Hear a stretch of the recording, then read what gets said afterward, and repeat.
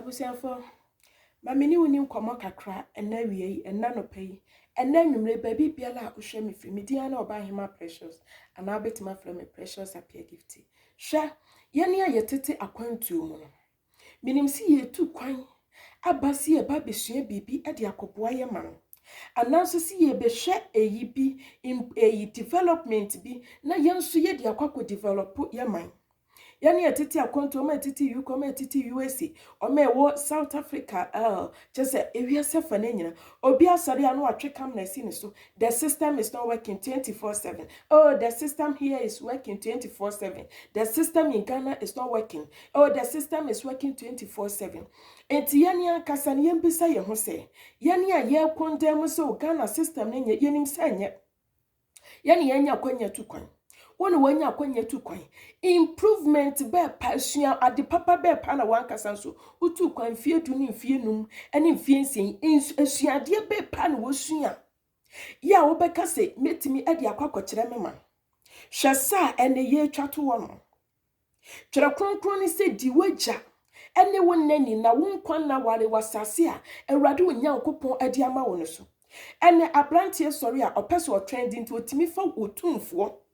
otimi fa obi obetimi awono abrantie pese YouTube yetua ne kentino otimi fa ne papa age mate obi kura na ne ti penso na na busuamu sa nipa no onya ne penso ne so pen e wo na busuamu da enso pese trending tino obefa sa nipa no na wade wagu nanim ase aye ne basa aye ne tantan tan ya chese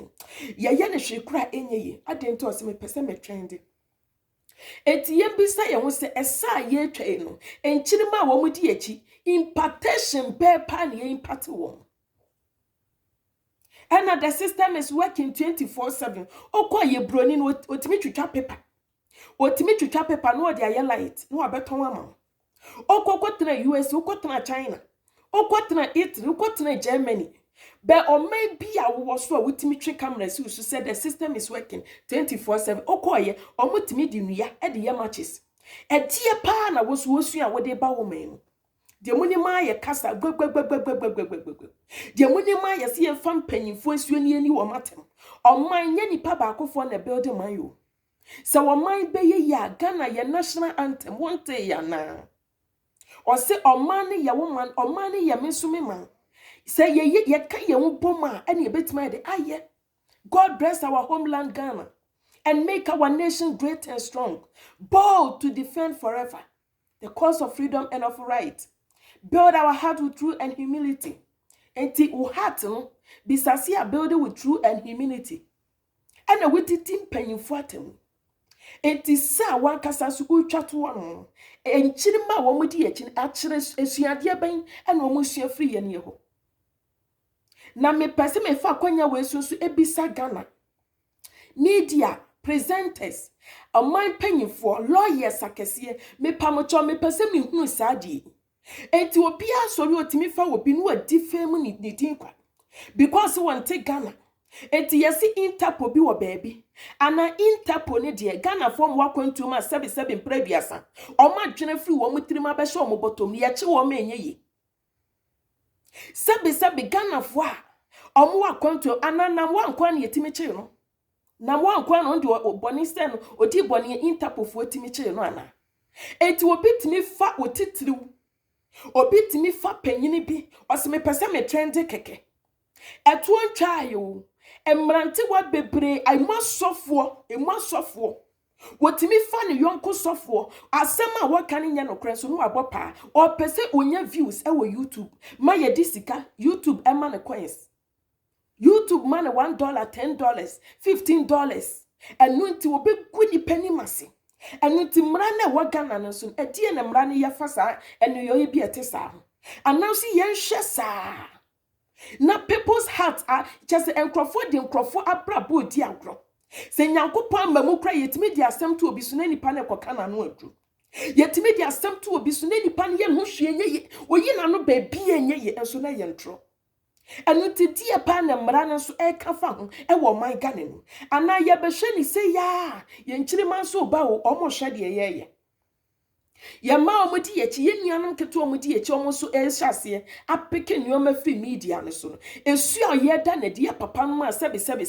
omadwene afri omobotom omutirim abehye omobotom a yete media no so ne ye maame no bia omonso yakotana kwantu ma depression ti no enieme ni kwase ye kura ne ye emra no de ne mra ne ka anobi ti US a interpointimenche no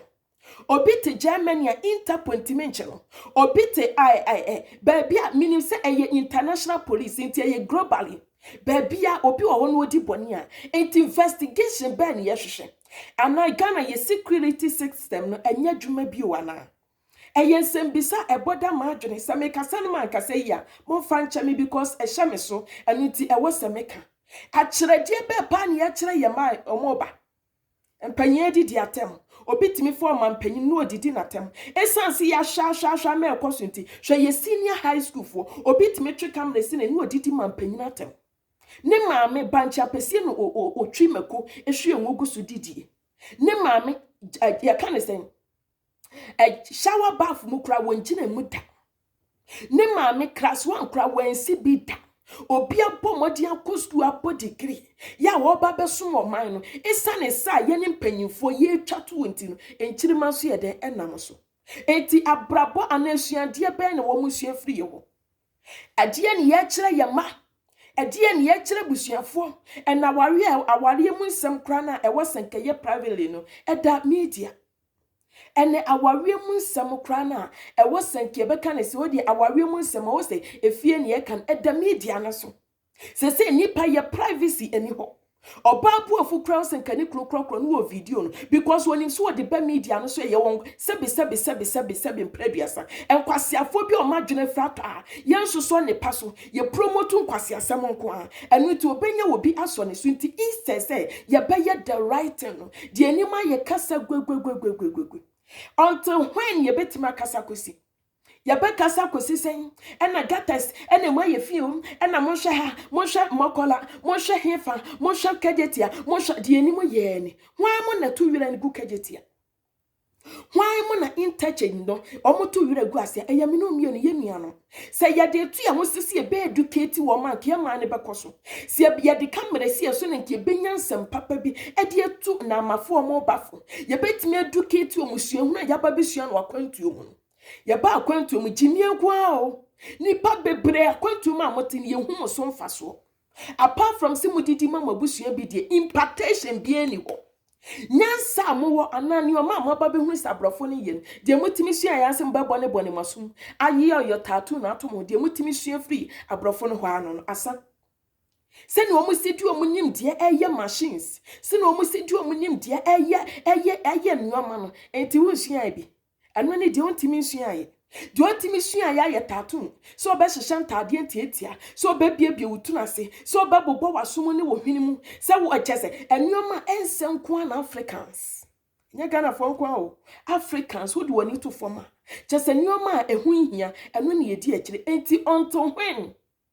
until when yetu kwasi ye besua de e wo hwetro konkruma awrade nyakopɔ de ne man Israel odo omko Egypt omko sua ni bie enti yetu kwan no eni bie ni yesua no e wo se yin patima ye youth e wo se ye kyerɛ ma de papa ene de ye kyerɛ ma didi atem ye kyerɛ mu nyoma ensem fatam moma ye sa kyerɛ nyoma na aban ne so mra enya dwuma so obi sɔre no ɔka asɛm na enya no kura mo fa ne fa mra kwan so that it will serve as an example for woman eba ne nyeso bia betima sɔre edi panyini bia atem abusuafo me de besi ada foforo e be hia makra o